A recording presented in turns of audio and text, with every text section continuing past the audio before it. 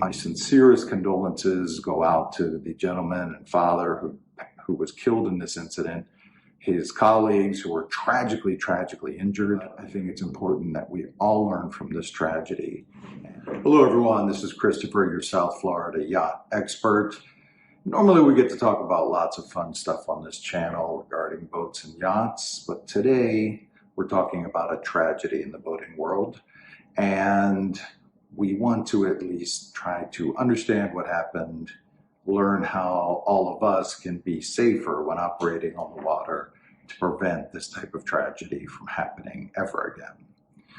So here's what I believe we know. And to be clear, the Florida State Fire Marshal is conducting a formal investigation, and they will, of course, determine all of the objective 100% facts, and that'll take some time. However, the marine community here in South Florida is a small, tightly knit community, and I think I have a pretty good understanding of the facts and what occurred in this horrible and tragic situation. So here's what I believe occurred. So company, local marine dealership here, was preparing an Axopar 45 boat to be displayed at the Fort Lauderdale Boat Show. And Axopar boats are made from fiberglass. They are built in Poland, and they are shipped to the United States without engines. So prepping a boat like that is a very involved process, because it's not just starting batteries. You are installing, rigging engines, electronic controls, and it's quite a process. And boat show preparation, I know from experience, can be very chaotic, very intense, and a lot happening in a short period of time to get all the display boats ready for the boat show. An Axopar 45, engines had been rigged, triple mercury outboard engines. The boat was on a trailer at a boatyard facility, and it was being fueled from a tanker truck. So tanker truck parked nearby, and it was being fueled with gasoline to be transported or be ready to be driven to the boat show via water. At the same time, as I understand, the boat was covered with that shrink wrap material that new boats are often protected with for transport and so on, to keep them nice and clean. What I understand is that during the fueling process, the technicians who were preparing the boat were also installing some batteries or doing some other type of electrical work simultaneously. This is certainly not the fault the person who was tragically killed in this incident, nor the other technicians who were critically injured. But we do need to all learn from this tragedy so that we can prevent it from happening again. So let's review some of the basics, and this applies to gasoline fueling. Diesel is a separate subject. We're not going to cover that today. But this was also a little unique because the boat was on a trailer, and it was likely covered, and likely there was other work being performed on the boat at the same time as the fueling process. So if we look at a couple of things, so gasoline is obviously an incredibly flammable liquid. It's also an incredibly, even more so, flammable vapor. And that's why when we are fueling any sort of vehicle, it's very important that we have adequate ventilation, because as gasoline evaporates, and it evaporates very easily, those fumes are incredibly combustible. The slightest spark can cause an explosion if there are fumes in the air not being properly ventilated. That's why boats have a blower fan in the engine compartment to assist with ventilation before startup of the engine and make sure everything is ventilated properly.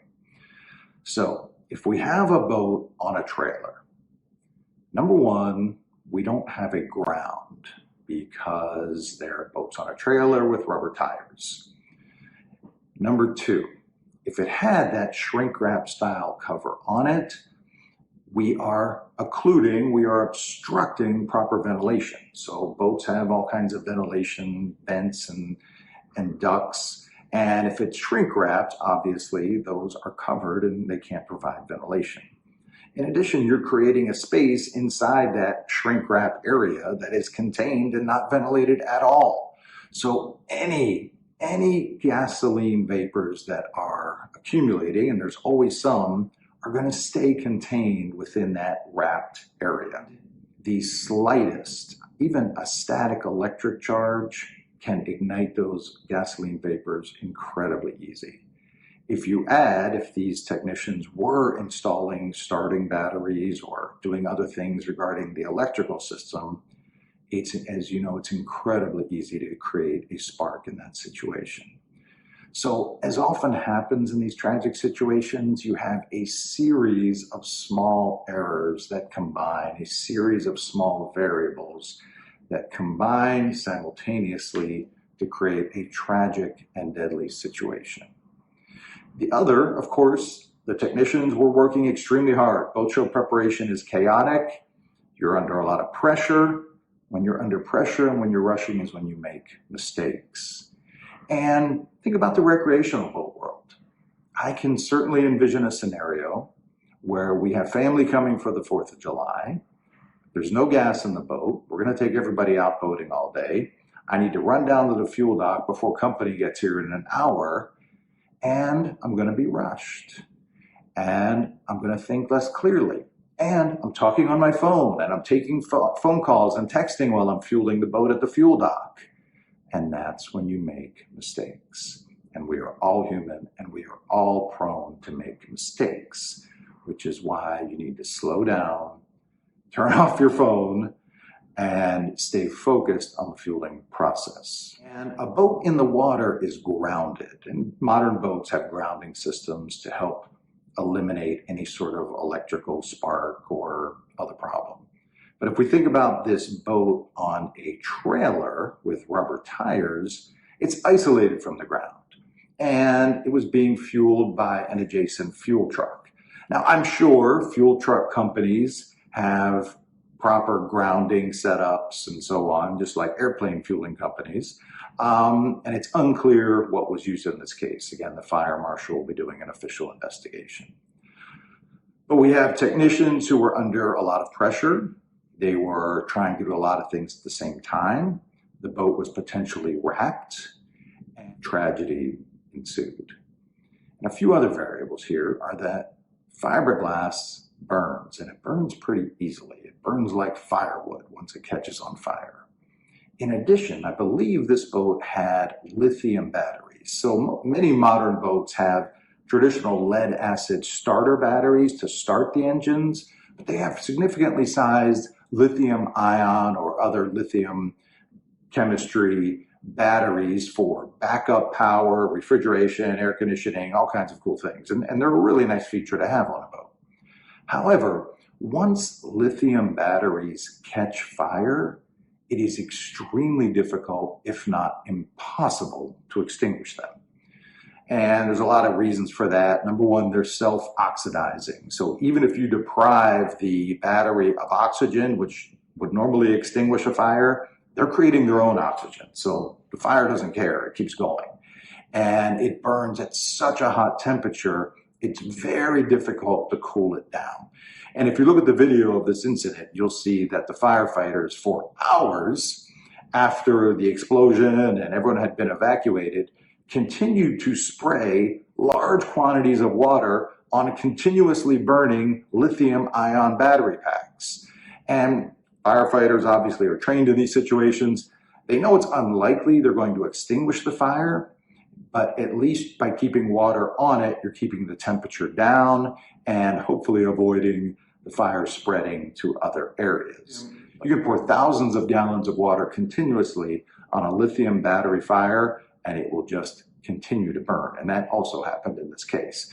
But that was subsequent to the tragic and massive explosion that occurred from the gasoline vapors. Modern boats and modern vehicles have grounding systems and all kinds of preventive safety measures to prevent gasoline explosions. And it's very difficult for a modern vehicle to explode while fueling. They can catch fire if a lot of bad things happen, but it's very unusual for them to explode. I think it's very unusual for boats to explode also. Again, worst case scenario typically is catching fire, but this didn't catch fire, this exploded.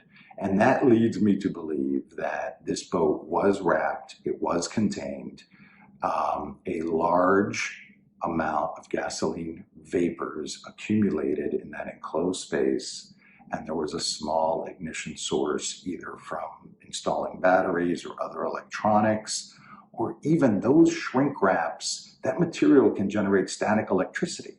So just like when you rub your feet on the carpet and you touch someone and it generates a spark, that shrink wrap material is very staticky and very prone to creating a spark. So we had a tragedy of errors, all combined to result in the tragic loss of a father and in the critical injury of several other Marine technicians. So to review, when you are fueling a gasoline boat, number one, ventilation is paramount. Number two, nobody's on board. If you have to be on board to fuel, it's just the captain. Number three, get off your phone. Number four, stay focused. Number five, don't rush. Take your time. And if any fuel spills, if there's any fuel anywhere, we want to clean it up properly. And we want to, of course, make sure there is no opportunity for any spark. It's probably a good practice to turn off your battery switches when you're fueling as well. And again, I don't pretend that I do this perfectly every time I pull up to a fuel dock, believe me. But this needs to be a reminder to all of us to be extremely cautious anytime we are putting gasoline into our boat or yacht. So ventilation, nobody on board, ideally turn off battery switches, fuel the boat, pay complete attention, clean up any overfill. If you smell any gasoline vapors, we don't do anything until that issue is resolved, and we avoid any potential spark source. And you'd be shocked at the bizarre ways a small spark can be created. And gasoline vapors are insanely combustible. So they dissipate very quickly in proper ventilation situations, but you have to have proper ventilation situations and just be extra careful out there. But I think it's important that we all learn from this tragedy. We're in a rush. It's 4th of July. Company's coming. We run to the fuel dock. We're taking phone calls. We're talking to everybody. That's when problems occur, or worse yet, tragedies occur. So if I can provide any assistance for you in learning how to safely operate your boat, fuel your boat, handle your boat, anything else that has to do with marine safety and operation, it'd be my pleasure to do so. I'm Christopher, your South Florida yacht expert. And unfortunately, this is a tragedy, and it would even be more tragic if we did not learn from this tragedy and all work together to prevent it from ever happening again. Thank you.